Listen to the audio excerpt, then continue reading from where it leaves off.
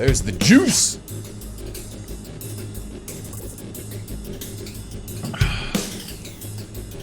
Everybody get hyped. We got Van Pete back.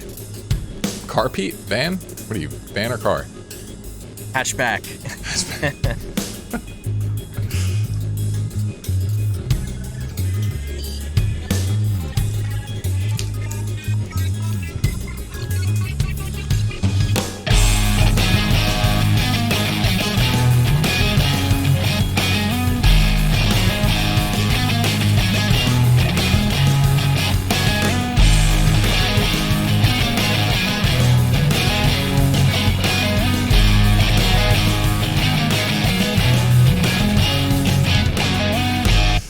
Welcome, my friends, to another episode of Man vs. World, where we discuss basically how crazy this world is and how you can thrive in it, particularly as a man.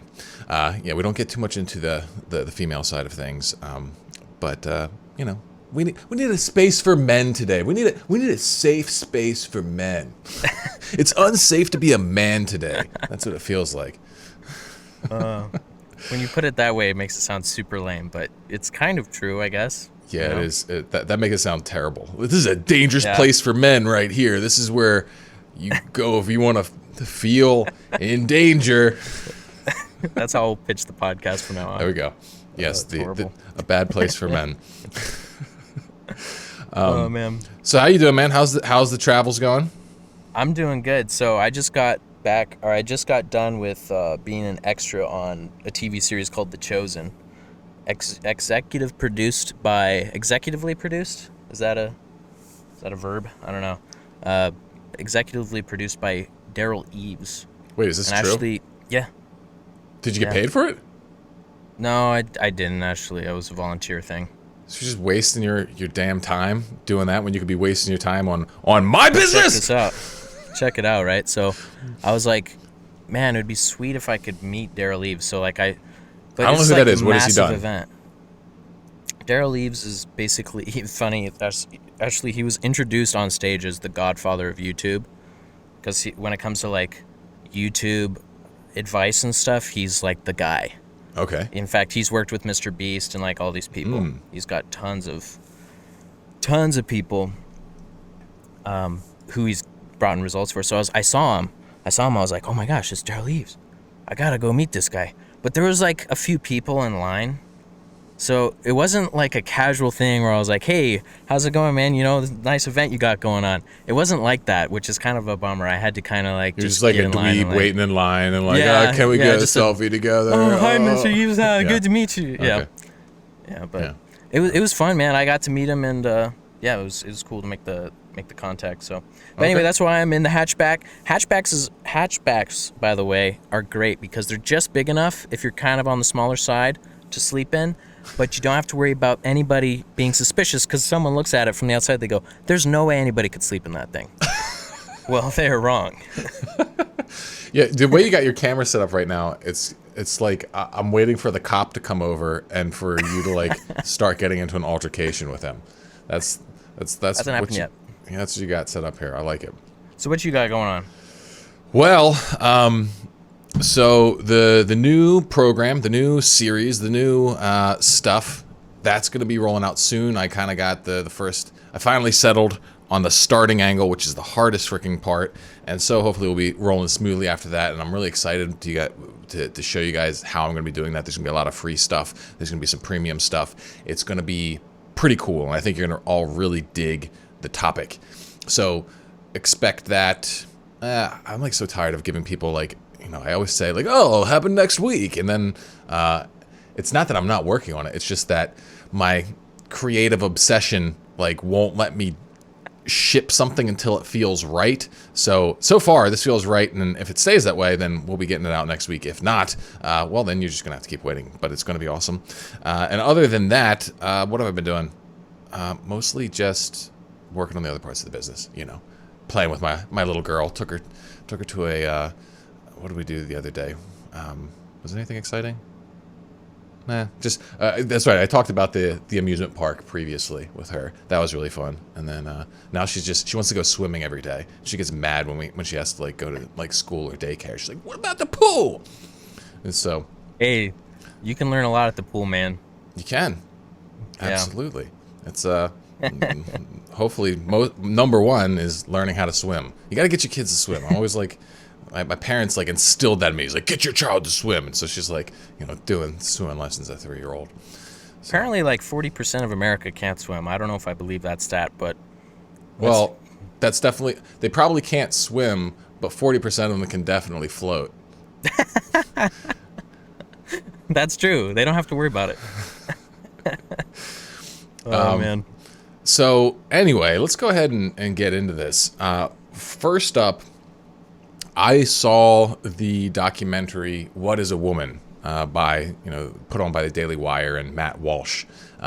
Pete, you said you saw some of the trailers for this? I saw the trailer, and I tell you, it looked amazing. Was it behind a paywall? Yes, Is that why I didn't see it? Okay, yeah. That's why I didn't see it. So, that's interesting. I wonder.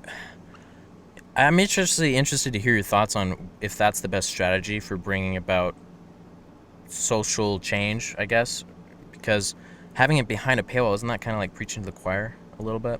Yeah, for sure. I think it was a bad move if they're trying to create social change. Good move to make money. They definitely got people to sign up. They got me to do it.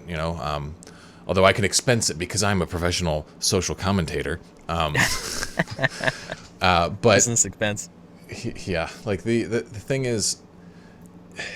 It was super well made, all right? It was, like, hilariously terrifying is probably the best way to put it. Like, I laughed out loud multiple times, but, like, the things I was laughing about, like, as soon as I laughed, I was like, oh, my God, that's terrifying. That's, like, really scary. Yeah. Because, for those of you who don't know anything about the documentary, it's basically about the idea of what is a woman in today's, what do we want to call it, LGBTQ, what is it, AI plus exclamation part XYZ? AIP or something. I don't know what it all is. But the Rainbow Brigade, in this culture of the Rainbow Brigade, what does it mean to be a woman? Okay, and that's his question. That's what the whole documentary is built around. Is these people on the extreme left? I don't think this is necessarily representative of all of the left. I think that the majority of the left kowtows to this. Kowtow, is that how you say it? Kowtow? Bows down to this this faction, even if I don't think they all fully buy into it. I think they're afraid of being called, sexist, racist, bigoted, whatever. And so this is a big issue, though, because it's starting to get super, super extreme. Like, it's getting really, really crazy, particularly in regard to children. And children transitioning, being encouraged to transition, being, maybe even pressured to transition by doctors, by therapists, because, the idea is like, hey, if you are a young, kid and you identify as the opposite gender to what you were assigned at birth, then you should probably get irreversible surgery that has an extremely high suicide rate, like a few years down the line. And that is absurd. That's absolutely crazy. Now, I don't want to get so hung up on all the stuff that you can probably get commentary from everywhere else. Any conservative channel that talks about this, you're going to be able to get the standard grift. But what I wanted to talk about with this documentary was something that sort of dawned on me while watching these people go through and describe what a woman is, because none of them can, right? Because if they say a woman is X, then all of a sudden they are marginalizing someone who calls themselves a woman but isn't that. So it's like if you say a woman is, it's a person with a vagina, a uterus, and breasts. Well, if you say that, well then, the trans woman who has a penis and balls, all of a sudden you are being bigoted toward that person. So they can't say that. But you also can't say it's a particular way of being. You can't say, oh, it's a woman is someone who acts feminine. You can't say that because, well, there's biological females who identify as women who act very masculinely. Okay? And so all of a sudden you're being, bigoted toward them or whatever. And so they can't call it anything. They can't label it anything. And especially when you start getting into like the, what do they call it? The sexuality spectrum, where it's like they've got all these different kinds of sexualities, like pansexual. I can't remember all of them. There's just like all the different flavors.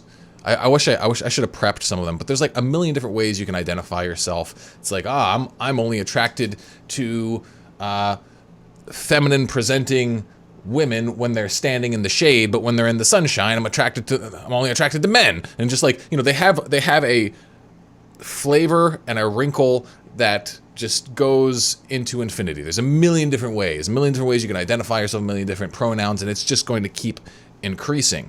And this is why they can't define what a woman is, because it's something ephemeral. It's whatever you believe it is. And as I started like hearing them say it, and like some of them said it with almost sort of this spiritual like awe to it. It's like, it's my perception. It's what I believe it is. And it's like this whole belief idea. It's got me thinking like, man, this really is, I think, like a replacement for religion. In many ways, it like is the new religion. And you got to ask yourself, what is a religion? What is it? A religion is a set of signs, symbols, stories, and rituals designed to get you into connection with the transcendent, with something like a good beyond the mundane that you're able to perceive, okay? And that's what a religion does. It has to provide you with these things. It has to provide you with the community, the science, symbols, rituals, stories, whatever. And that's going to give you a channel to communicate with something beyond just mere rational comprehension. It's going to give you access to something, ideally, a spiritual experience. And so the reason why I'm saying that this movement is a religion is because I think that's what they're doing. Is like they've taken this, like what in Christianity, for example, like what at the heart of the whole thing is that we are loved by God. All right, that God loves you, that you are actually a child of God, which gives you access to the highest status in the universe. You're not gonna gain any higher status by making a bunch of money or becoming famous. Like it's like, oh yeah, well I've got a million followers on YouTube. It's like, oh yeah, well I'm a child of God. It's like, okay, you're claiming direct descendants and connection to divinity. Okay, and that sense of identity, when understood properly, is kind of the highest treasure that the Christians have. The other religions, they have their own way of kind of getting you to that idea. It's like you are this infinite soul, you are this, whatever, reincarnated a million times, meant for ultimate enlightenment, all that kind of stuff. But the way that this leftist sort of movement does it is that they're trying to find, what I think is they're trying to find their divinity in their gender identity. And that's why, like, that's what they're looking for. It's like, it reminds me of when I was a kid and I would play like these RPG games. Like I would play like, the Dungeons and Dragons, like computer games, or, other kind of role-playing games. And the way they worked is like, you had to create a character first. And sometimes I would literally spend weeks just thinking over my character. What class do I want to be? Ooh, what spells do I want to cast? What abilities do I want to have? What storyline? Like do I want to be the good guy or the bad guy? And I would start a character and run. It's like, I don't like this guy. I'm gonna remake him. And it's just like run through him like half the game, and then I was like, you know what? This is dumb. I'm gonna remake him again. And it's like I was always trying. Like what I was trying to find was me. I was trying to find like the true essence of me, and this was like something I was trying to accomplish through this these attributes in the video game. Okay, just like by dressing up my character a certain way, and it was silly and it was goofy, but I think that's pretty much what they're doing in the gender movement in many cases, not in all.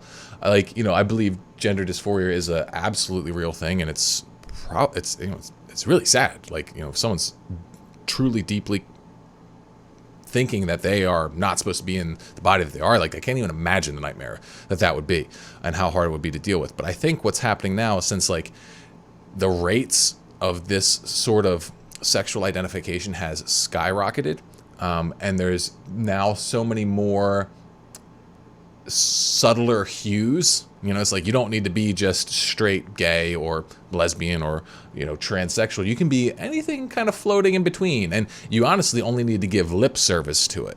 And so what people start to do is they start to look at all these different gender identities as accessories that they can put on. And the thing that they're pursuing is that transcendent connection to their self. Who are they really? Are they really a wolfkin? Are they really, someone who just is sexually attracted to trees? Like, what is it?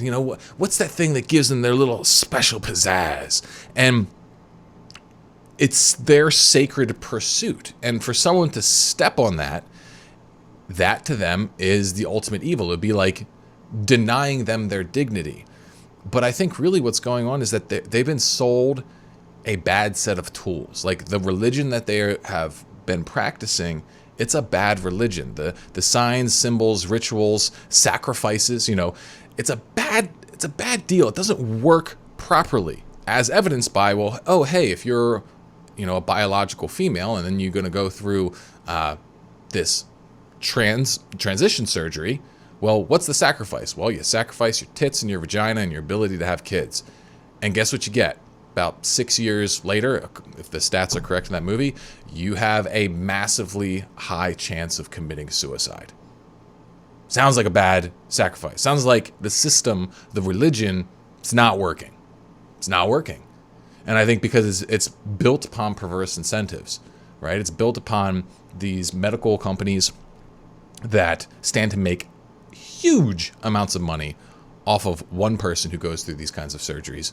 And then you've got all the people who are profiting from and generating massive social currency and sometimes even, financial money from promoting this sort of stuff, right? Like if you're one of the LGBTQ influencers online, by you promoting this kind of stuff, you're getting a lot of attention. You're getting a lot of validations. Of course, you're going to keep doing it. You're going to double down. You're going to take it deeper. You're going to take it further, right? If you're getting paid off of that, even more so. And so all of this stuff, you combine that then with the systematic sort of support for it by, everything from schools to politicians to influencers. It's becoming more and more ubiquitous, and it's making me very, very worried because of what this can do to our children, to our families, to our societies. Like, listen, I'm like pretty hyper libertarian, not fully libertarian. I think there should be some kind of centralized structure in general. We kind of need that. But I think socially, like on the individual level, do what you want as long as you're not hurting anyone. But here's the thing, it's like it's starting to get to the point where it's starting, I think, to hurt people. If you're going in and you're going to be talking to my daughter and filling her head with all kinds of crazy ideas, or you're going to be actually pushing these kinds of things upon her, creating social pressure for her to do these sort of things, well, then that's starting to do harm. If you're going to be convincing people who are not old enough to even consent to sex to change their sex, you're doing harm. I think you're doing harm at that point. And so, I don't know. The whole thing is scary. It's messed up. The documentary is pretty hilarious and worth checking out. But that's what I got to say. Yeah. Pete, any thoughts? Yeah, that's exactly why you should take your daughter to the pool.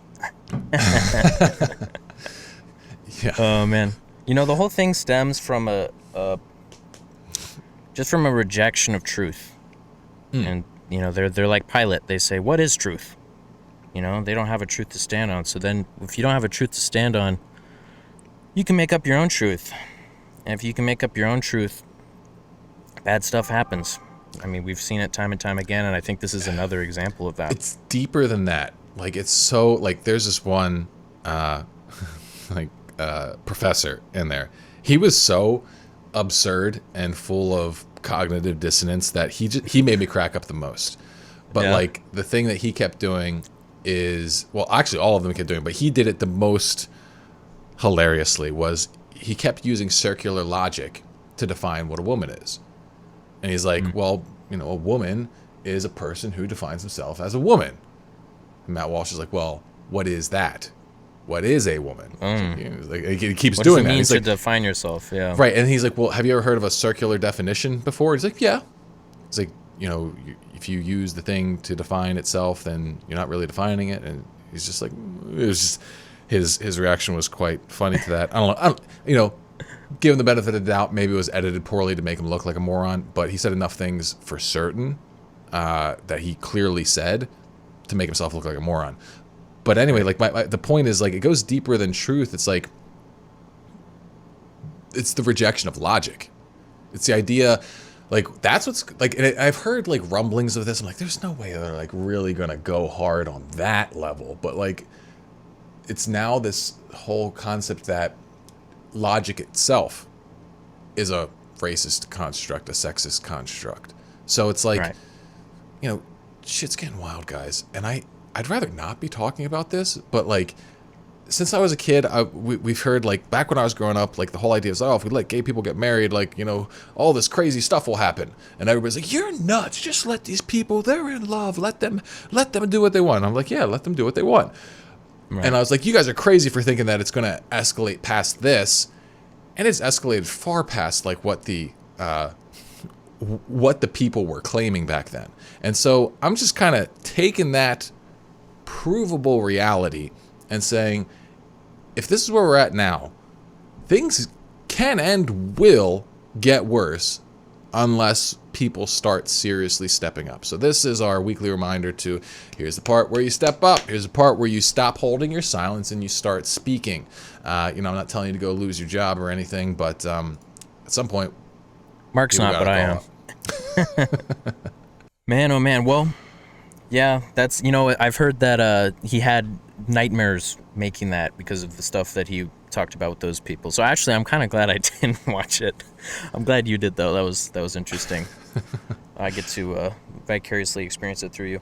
So next up, we got a clip from Jocko Willink. Actually, I wanted to, before we get to Jocko's, there's one other thing I wanted to hit on. Yes, there is. Go ahead. Because I was seeing something in the Self Mastery Club. So for you guys who are, you know, haven't checked it out, check it out, selfmasteryclub.com. You can sign up there. I think you can. Do we have a sign-up page there yet? Or they got to probably go through the webinar first, right? Yeah. So click the link in the description. Yeah, we're trying to get people to all, like, really understand what we're doing first. So you can check out our web class in the link below, where you can learn, you know, some really good content on self-mastery, as well as learn about the Self-Mastery Club. But anyway, one of our guys in there, he's been a long-time member. He recently relapsed after a longer streak, and this is not the first time that this has happened to him. And this is a pattern that I see sometimes. Like, so a guy will do all the work of quitting porn, and he'll go like 90 days, 120 days, whatever, and then he'll relapse. And then he'll get all fired up and, you know, bought in again, and he'll go through the process. He'll do it and maybe get as far or a little short or whatever, and he'll relapse. And then he'll go on a bender, and then he kind of picks himself up and he starts doing it again. He's like, what the heck's going on here? Why do I keep falling back down? And I think what ends up happening to a lot of guys is that they get addicted to the recovery process. And maybe not even addicted, but they get adapted to it. So here's what happens to a lot of people when they're doing a big life change. It's like they get really fired up and bought in to a process. Like, maybe it's quitting porn, maybe it's getting sober, maybe it's losing weight, okay? And they feel like they've got a purpose. They have something that orients their life. They've got something that they can use to drive themselves forward. And it feels good. It feels really good to, like, be on your mission, making progress, doing something difficult, doing something legitimately good for yourself.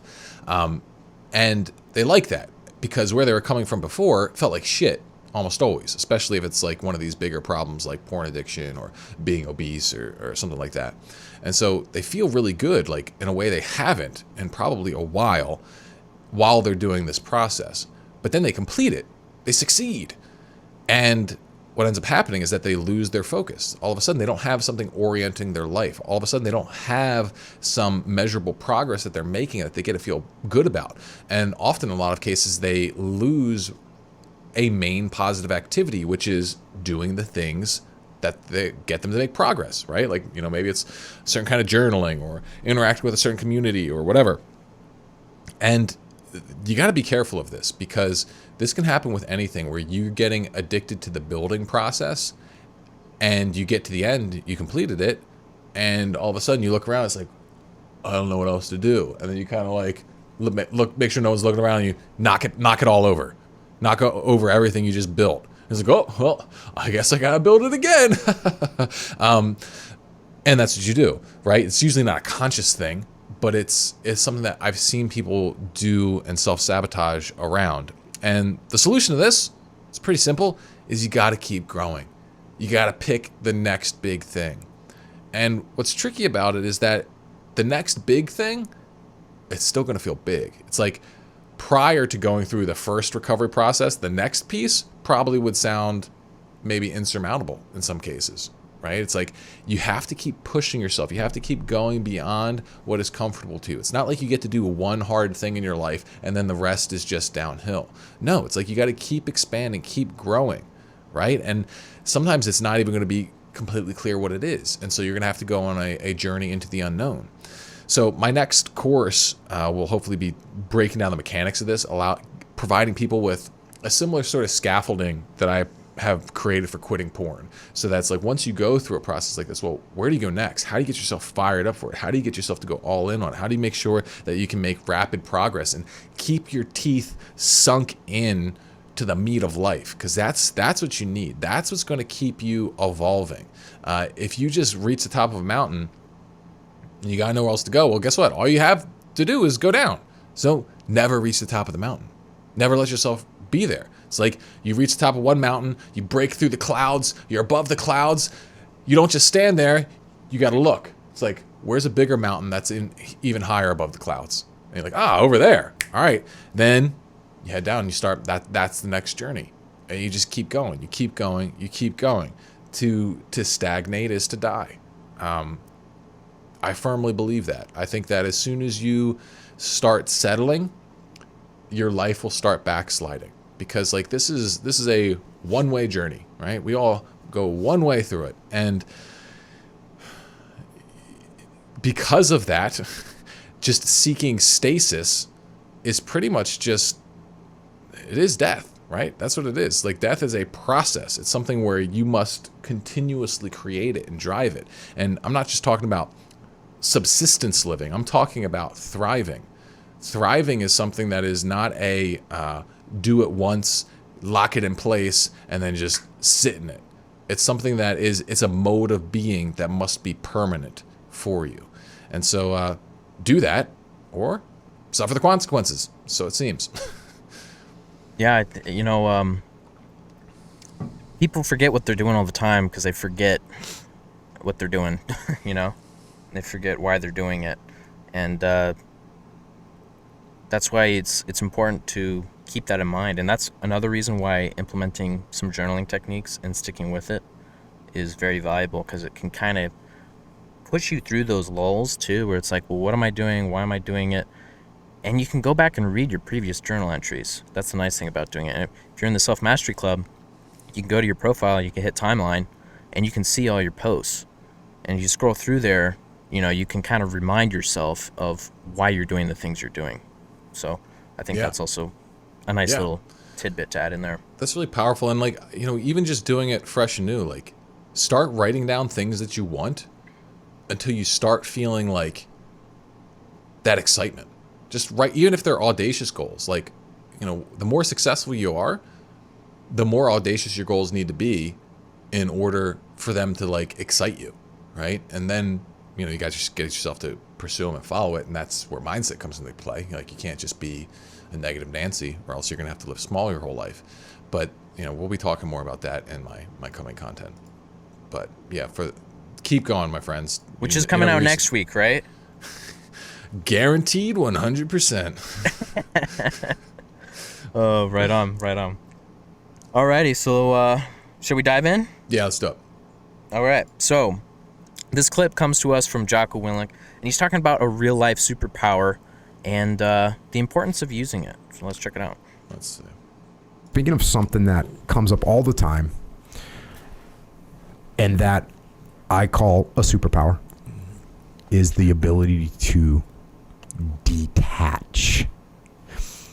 Hey, things are going wild. Step 1, relax. Step 2, look around. Step 3, make a call. That's the earliest sort of version of me trying to convey this message to someone. Once we could get those young SEAL leaders to actually do that, all of a sudden they could solve these complex problems that we would throw at them. If they couldn't detach, if no one in a platoon detached, no one would solve the problem and they would get slaughtered. Yeah. If one person could take a step back and say, oh, wait, we shouldn't keep going down this hallway, or we shouldn't keep moving up this street, or we shouldn't keep going up this ravine, or we should go backwards right now, or we should flank them. If one person can see that, they win. If nobody sees it, they get slaughtered. So my primary goal with the leaders, teaching them how to lead, the first thing they had to do was be able to detach. Now, once you detach, then you can see. Then you teach them, okay, here's how you want to use the terrain. Here's the effective way to maneuver. Here's where you want to concentrate your forces. Like, all those things are great. If you can't detach, you can't do any of those things. Interesting. So I wish you saw the full clip, so maybe he says more about it. Does he talk more about like what specific mindset or headspace he's talking about when he says detach? Basically, you got to do what he says. The first way he kind of communicated it, he's kind of summed it up by saying detach, but what he's talking about is, from what I can tell, he's talking about relaxing, he's talking about looking around, and making a call. Those are the 3 things he's talking about, which is interesting because it's like, well, how do you relax? You know, it's like, what if crap hits the fan? Is there a way to, practice detaching, quote unquote, without, having to practice it all the time, without having these crazy circumstances happening to you all the time? Well, I think, I'm trying to get to the essence of what he's really talking about here, and it seems like what he's referring to is the ability to shift your consciousness out of a monofocus into what I would call a meta focus. Right. So like monofocus is, hey, we're in the process of following this plan. We're walking down the street. Here's my head's at. I'm thinking about moving one foot in front of the other, looking for the enemies, that sort of thing. Like my head is in the tunnel vision mode. Tunnel vision. And what he's saying is like, you need to be able to pop in from that perspective. You got to be able to be in the moment to get things done, obviously. But then you need to be able to pop out of it and start looking at, okay, what is the grander narrative? What is the grander operation that I am functioning in the moment, right? Like what's happened? Like what is the story that I'm playing out, right? Like, for example, like if you were to view your current life as a movie, all right, that will lead to a entirely different set of thought processes than if you were just busy living your life in it. Okay? Because as soon as you take the step back and you look at what you're doing in context of a greater narrative, all of a sudden you see, oh, well, here's the part where, we saw these telltale signs. Well, we might be walking into an ambush. We might be, there's been kind of a lull so far, and the lull doesn't make sense for what we've stepped into. So it opens up this thing of like, well, what do we want to do about that? What could we do about that? And that's a thought process, like a decision tree that is not going to pop up unless you step into this altered form of consciousness. Not really like altered in terms of like, it's a, fantastical mental state like induced by drugs or insane meditation. It's just, can you look around and examine yourself in the context of something bigger? And I think that, this is something that is difficult to do, particularly when you're under stress. Because when you're in stress, what your body does is it zeroes in to your immediate surroundings, which is like a survival mechanism, right? It's like, if you're under an intense situation, and usually like our hunter-gatherer ancestors, that meant you were, fighting maybe for your life, like saber-toothed tiger attack or something like that. But that doesn't work for more complex situations. You have to be able to think. And so the relaxation, what that does is that communicates to your primal mind that, hey, we're okay right now. We're okay enough right now to kind of come out of the pilot suit, as it were. It's like, if you think about your consciousness as this thing that sits inside of this big meat robot, okay, that it's piloting around. Well, like sometimes it's got to let go of the controls a little bit, stop piloting so hard, and instead go back to the strategy room and be like, hey, what's going on here? Are we even heading in the right direction?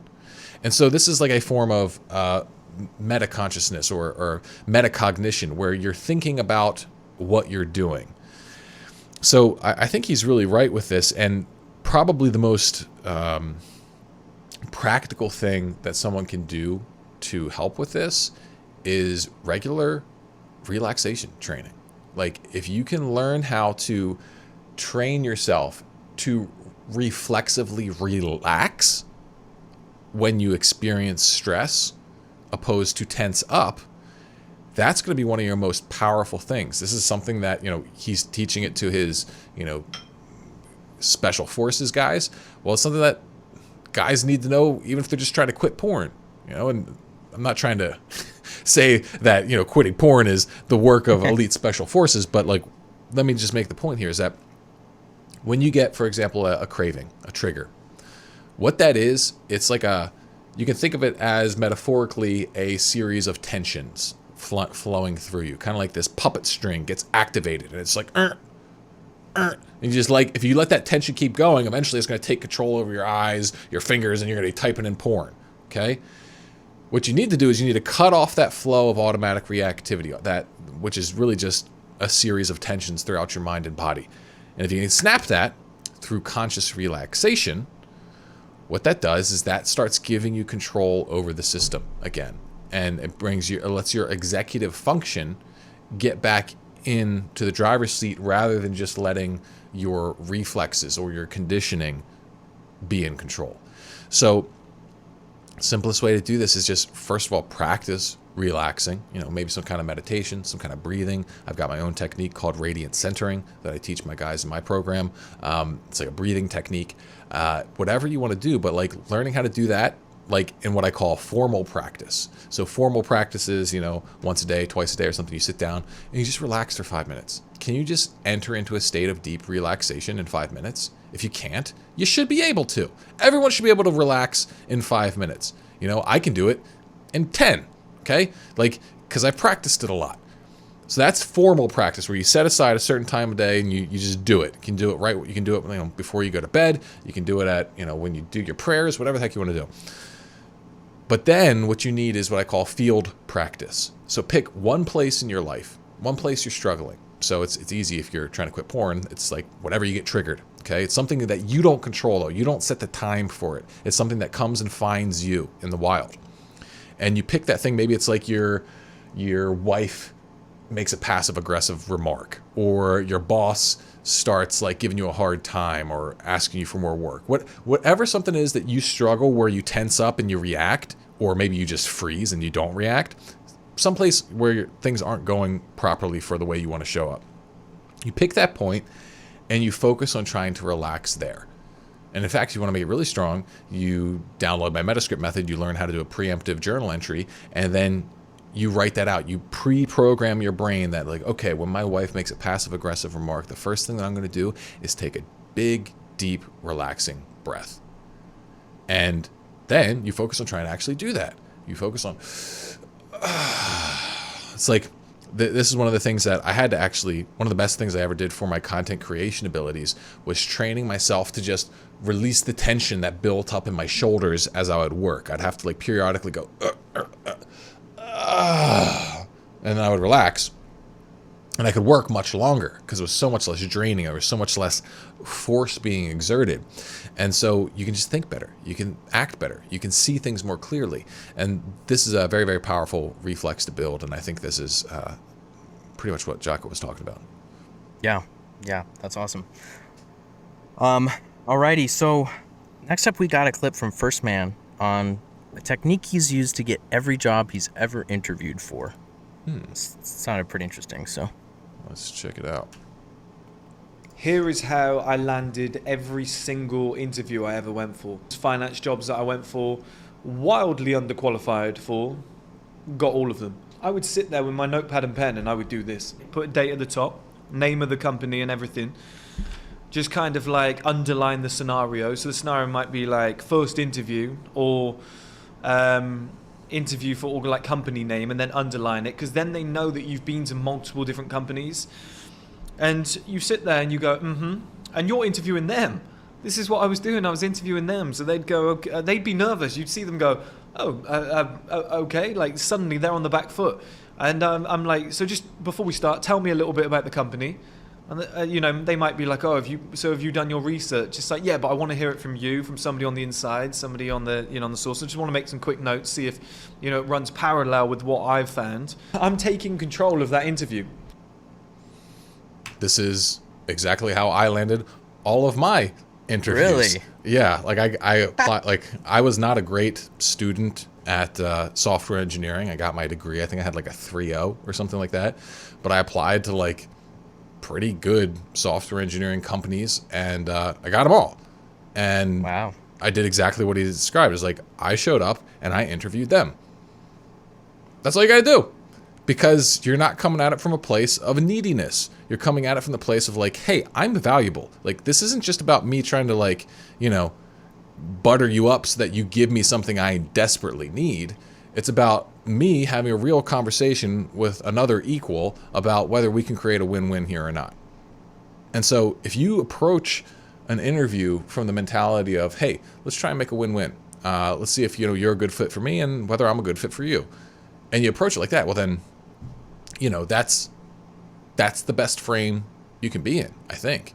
Unless, I guess, obviously it would be better if they're actively courting you, like you really are a big deal, you and they know it. That's obviously even a better position, but you don't even need to, like, it's definitely the worst position for sure is you showing up as this guy trying to impress them from this place of neediness, being like, oh yeah, I'll take whatever you give me because I don't have any other options, and that just communicates to them that you are low value, and it's not going to help you out. Okay. On the flip side, this is also, I believe, a very good way to put people who maybe are in a lower position of power in a position to do fantastic work for you. Like, for example, when I interview people, that's what I try to do, is I try to like make it clear that I'm trying to create a win-win. I'm trying to understand what you really want. What do you really value? What are you really willing to do? And try and create a win-win with you. And so, I mean, Pete, you've been on the other side of this. What do you think? Am I accurate in what I'm saying here? Yeah, you're a great interviewer. I've never gotten the opportunity to talk about myself as much as I did, so I took advantage of it. I was just blabbing on, but yeah, it's kind of funny because when I went to go interview for the gym sales job, I didn't go to interview. I actually walked in to ask questions. And I dressed up in like a tight polo shirt, and I had like dress boots on and like dress slacks. And I walked in there and I was like, I'd like to speak to the general manager. Oh, he's going to be back in a few minutes, so I'm waiting. And giant Jack dude walks in, sits down at the desk. And I'm like, oh, this is a little intimidating. So, but anyway, I go up to him and I start asking him questions. I'm just like, hey, and I was totally upfront with him. And this is big too. I was totally upfront with him about my lack of experience in it. I was just like, hey, yeah, I've never done sales before, unless you count like popcorn door to door as a Boy Scout. I've never done sales before. And he was like, oh, no worries. I prefer to have somebody who like I can train up anyway because, and this is not like some fancy schmancy job. This is very much an entry-level sales gig, so I don't know how much this transfers over to other stuff, but I was just totally upfront with him, and I asked him questions about the job, exactly like First Man's talking about, exactly like what you did. And then by the time it was time to go, I was like, okay, thank you very much, I'll let you know. And he said, yeah, well, this is pretty much the interview, so if you want it, just go ahead and send me the application. Usually I have to run it by the VP, but I like you, so we'll get you in here. And it was like, okay, well, that was done. I went in to ask questions, and I left with the job, which was pretty cool.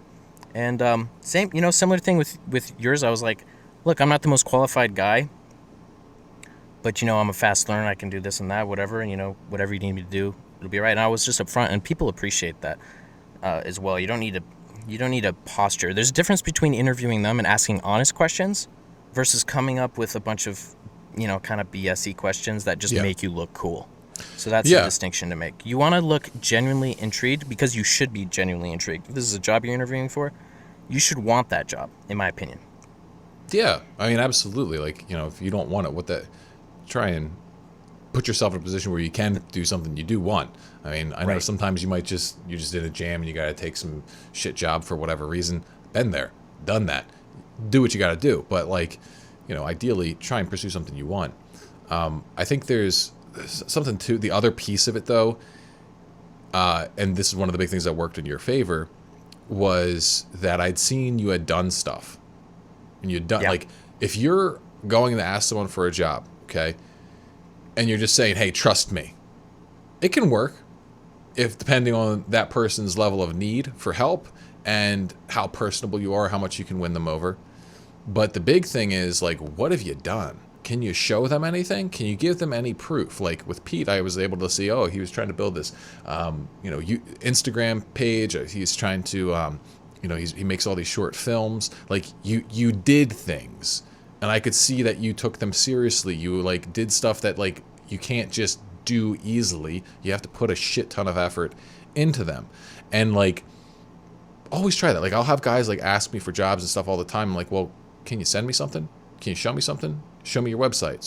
Show me something you've written. Show me something you've produced or whatever. And then I won't hear back from them. And it's I get it if you're trying to really break into something, just make something. I remember one of the things you did, Pete, you literally downloaded ClickFunnels and made a shitty funnel. And I was like, there you go. That's what I want to see. You weren't well, I'm going to need an advance for this. You're just here, look, I'm willing to do things and learn things, and this is me getting into it. It's demonstrate. One part's frame, but the other part's being able to back it up. Because say you're all frame. Well, I guess it depends. Some jobs are just bullshit, so it really is just all frame, and you can just climb the corporate ladder doing nothing. Yeah. I've seen that, heard of that. Don't recommend being that guy, but in most cases, if you're working at any kind of job that matters, particularly to you, you're going to need to back it up at some point, or else you're not going to be in that job very long. Yeah, absolutely. Alrighty, I think we'll cap it off with this one right here. So we got. This one is from Ryan Holiday, and this is on the meaning of Memento Mori, and it's the reason why it's not as somber as it may seem. What does Memento Mori mean? Well, he'll tell us. Oh, okay. One of the most withering lines from Seneca, he says, "You're afraid of dying, but how is the way that you're living any different from being dead?" And I think his point is that we go around, we have this anxiety about death. We don't want to die, we want to stay alive. But if we actually looked at our life, I mean, you're afraid of dying because you're gonna miss out on all these Netflix shows. You're afraid of dying because you're not gonna get to spend all that time in traffic anymore. And Marcus Aurelius, he said something really similar. He said, you're afraid of dying because you can't do this anymore. And it's the same idea. We waste so much time. So much of life is absurd and lame and ridiculous, and we're really just burning the days. We're just we're almost like prisoners. We're just watching the second hand on the wall just tick away until we are freed by death. And so the idea isn't depressing. It's not saying that life is meaningless and that you should kill yourself. It's saying the opposite. It's saying that life is super meaningful, and you're an idiot if you waste a single second of it. I mean, that's sort of the idea of the Memento Mori coin that we've made, and that all these people carry with them now. It's look, you will die. It's a fact of existence, and you could leave life at any moment. So let's make sure that you make the most of this moment. Yeah, I mean, go ahead. You said something interesting because I was talking about a TED Talk I had watched where he shows a life calendar. And for those of you who don't know, I highly recommend you look it up, actually. It's quite fascinating. It's basically a box for every week, and I think it's a 90-year lifespan. And I'll kind of spoil it a little bit because when you're looking at it, the thing that's mind-blowing about it is the fact that you can see it on one page. And when I saw that, I was like, whoa, dude, I can see all the weeks. That's kind of tripping me out. Like, I'm going to die soon. Ah! You know, I'm freaking out a little bit. And I was mentioning this TED Talk to you, and you go, it's like kind of like being a procrastinator just on a macro scale, though. It's just you're using the fact that you're going to die as the motivation. And it kind of struck me because I'm like, well, yeah, it's true. It's not really any different than, you know, it's like, is that really the motivation you want to be working out of? So, right. Is that really different than just that. like, that's just like a more extreme version of like worrying about turning in your test, like your project late? Right. Yes. Yeah, I don't like this whole mentality, like, you know, you're going to die, don't forget. That's useful to get an initial spark. Like, if you forget that, yeah, you're going to be doing some dumb shit. So, like, don't forget that, okay? Because you can waste a lot of time. You can waste years, decades, even a whole life like that, okay? So, don't do that. Remember, yes, you will die. You have a finite amount of time. It's good to think about that sometimes. But the problem is, that's fear-based. That's fear-based. You don't want to live a life of fear. You don't want to be relying on that to be your motivator in life, okay? Yeah, all right, use that as a wake-up call. Let that be the ice bucket of water on your head. But then you got to get excited about what you are living for. You got to be figuring out, what do you want to live for? All right, what do you want to go after with every ounce of power inside of you? You know, what are you willing to, like, spill your blood for? Right? Like, we have this idea of success in the modern world where it's about just getting that security, just getting things like good enough. You got enough money so that you can watch all your Netflix, you can play all your video games, you can jerk off as much as you want. And that's the good life, right? And if you could do that in a really fancy house with a, whoo, you're winning. You're winning, buddy. And that's bullshit. That's not a fucking life, okay? Life is when you are doing what you feel like you were born to do, where you, like, cannot wait to get into your work for the day. Okay, like, you are just, if you sit and you think about your plans too much, you're just gonna feel like you're gonna fucking explode. That's what living is. All right, and that's what success is. But the problem is, today's culture calls the pursuit of that kind of success, this aligned obsession, they call it dysfunctional. They call it, oh, that's not what you want to do. That's, oh, you don't want to push yourself too hard. Oh, you don't want to take too many risks. Don't take too many risks. Gotta stay safe. Gotta stay safe. And that's just everybody who's settled. That's everybody who's living in fear, and they're trying to tell, they see you doing something, like, oh shit, that person's going to get ahead of me. Clearly that's wrong, because what I'm doing has to be right, and so I'm going to tell them to slow down. I'm going to tell them that, oh, they got to aim a little lower. Hey, you're going to die soon. You might as well just take it easy. Blah, blah, blah. It's like, forget that noise, all right? Like, what you want to do is you want to be on fire. And that literally is what the next course is about. So I'm not going to go too much harder into that, but it's like, find what you want, man. That's like, do everything you can. Do everything. Spend all of your energy and all of your money to find the life that you want. Why would you live it any differently? Why would you live any differently, right? It doesn't make any sense. You pursue what you want with everything you have. To live any other way is absolute bullshit, cowardly settling. And I say that as someone who has absolutely settled, who has absolutely wasted time, who has absolutely gotten lost in the dumbest stuff, okay? And that's why I'm so passionate about it, is because I've lived it, and I know for certain. I've tried to, I've cracked that bone of escapism and tried to suck all the marrow out, and guess what? The thing was, it was empty, it was hollow. There was nothing inside, just, worst cases, it was literally rotten, and it makes you sick, okay? So, please, my friends, yeah, remember you're going to die, but focus on the fact that you are alive and that you can live all out if you want. Yeah, absolutely. And if you want to check out, how to get access to that course, if you haven't already become a member of the Self-Mastery Club, click the link down below. It'll take you to a webinar registration page. Go ahead and sign up for that. And you're going to want to check it out, because that's pretty much the only way you're going to be able to access that course in its entirety. Yes, in its entirety. We will have some cool stuff for you guys here rolling out soon, though, even on the free side of things. So I think we had one more video here. Do you want to do it, or do you want to save it for the next one? You know what? Let's do it. All right. My phone may overheat though in the middle of this, in which case you're just gonna have to carry on without me. All right. So Alex Hormozy, famous rich guy, took the time recently to be vulnerable and share with his audience a flaw that seems to be very common with the ultra successful. Is he wearing a breathe rate strip? Yeah, he's still wearing it. Wild. Okay. Mozy Nation, and I love you guys to death. I think there are some times where you put me on a pedestal, like I am something that I am not. You know what I mean? Like, I am very flawed, and I work at it. You know what I mean? And I fail a lot. And ego has been one that I have struggled a lot with, and it was the thing that really isolated me. You know, when I was younger, because I definitely, and I think ego is another way of saying insecurity, of just wanting to prove that you're better than people because deep down you don't feel like you're good enough. There's this quote about humility that, I can't remember the guy's name, but he's the guy who wrote, I think, Disruptive Innovation. He was a Harvard Business School professor. I think his first name's Christian. Anyways, very, very smart guy. And he said, humility is not thinking less of oneself, but increasing your regard for others. And that was a really useful definition for me because it's not about pushing yourself down. It's about raising everyone else up. Yeah. To expand upon that thought, like the idea of humility always irked me. The idea, the Christian notion of, you're supposed to be meek and humble and all this kind of stuff is like, screw that. I'm great and I'm going to be great. I'm going to do great things.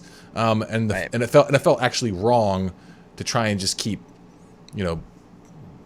beating myself down a little bit. So I like that definition of humility. And I think I like mine more, which is be connected to dignity. And dignity to me is a concept about intrinsic worth, right? Saying that we all have intrinsic worth, that no matter how much money I make, that's status. That's not worth. Yeah, my status can go up. That's cool, but it doesn't make me any better as a person. Likewise, if I lose all that money or if I, screw stuff up or I get rejected by women or whatever, yeah, maybe that is a status drop, but my dignity's not affected. I'm not any worse. Right? So there's nothing you can do to make yourself any better. There's nothing you can do to make yourself any worse. And then also, same thing is true of everybody else. Everybody else is already infinitely, perfectly worthy. Okay?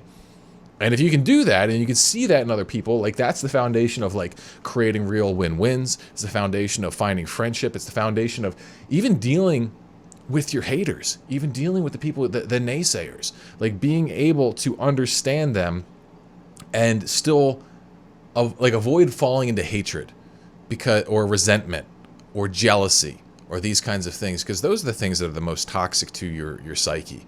And so, yeah, man, you got to just keep a handle on it. Like if you get a big win, I think it's good to say, you know what, this doesn't make me any better. But heck yeah, that's sweet. If you have a big loss, I think it's important to tell yourself, hey, this doesn't make me any worse, but that was a problem, and here's what we can learn from it. Right? You create this invincible core in your being that can't be touched then because it's an unconditional thing. There's literally no condition that can affect it. And when you can apply that to other people, well, that's where you can start building true connections and friendships and alliances with the people around you. And it stops becoming this big competition and it becomes, you're in it with your brothers and sisters here on planet Earth. And I think that's by far the best way to live. It's interesting that you mentioned the kind of Christian view of meekness. There's I don't know where it is, but someone can let me know in the comments. There's a verse that talks about Moses and talks about how he was the most meek man to ever live on earth. And the funny part is, who wrote that? Who? Moses wrote it. Moses wrote of himself that he was the most meek. And it's funny, there's like a old story, it's probably not true, but there's a story of a church that decided to take a vote to find out who was the most humble person. And so everybody wrote on a little piece of paper, Mr. So-and-so is the most humble. And so they put all their votes in the box, and sure enough, Mr. So-and-so won the vote. He is the most humble, and they had this big red pin that said humble on it. And they called up Mr. So-and-so, hey, come on up, we're going to give you this pin. So he goes on up, and they put it on him, and then they take it away because he accepted it, and therefore he is not humble because he accepted the pin. Isn't that interesting? And What it's a like, dick well, what if move you by the actually town. are? Yeah, I know, right? It's like, here's how we can take this really nice old guy and make him feel like a total piece of shit. Yeah, exactly. Well, But to that point, I find like, that hilarious. that is hilarious. I wonder if that ever happened. But just to take that point a little bit further, like I heard Jordan Peterson talk about this before, like the Sermon on the Mount and the Beatitudes and stuff. I forget which one exactly. It was like, blessed are the poor in spirit or blessed are the meek, one of them. Right. He was saying that the actual translation means, like, blessed is he who owns a sword and knows how to use it, but chooses not to. Like, basically, It's like the man who is dangerous, but chooses to not be dangerous. That's really what they're trying to get at. And I'm not entirely sure, like, I can't, I'm no biblical scholar or translator, but to me, that resonates much more powerfully as, like, what a proper thing to aspire to is. Like, like, you should have a capacity to do, like, being dangerous just means you have the capacity to do extreme things with power, right? And Peterson, like, his thought as he continues with this is like, everybody hates it when the monster's attacking the village, but everybody wants a monster in the village to defend it, right? Like, so that's something to think about. We don't like someone who's good just because they're too weak to behave otherwise. We like the person who is incredibly powerful and chooses to do good anyway. Right on. Well, guys, that's all the clips I got for you this week. Any final thoughts, Mark? Nope. My friends, thank you so much for watching. If you like any of these videos, please share them with friends, family, whatever. We're going months now with 0 subscriber growth, so something's happening here. We're gonna break through eventually. We're gonna find our path to algorithmic success with your help. So please like, please subscribe. Give us a thumbs up, drop a comment, all that good stuff, and hopefully be seeing you here in the next one soon.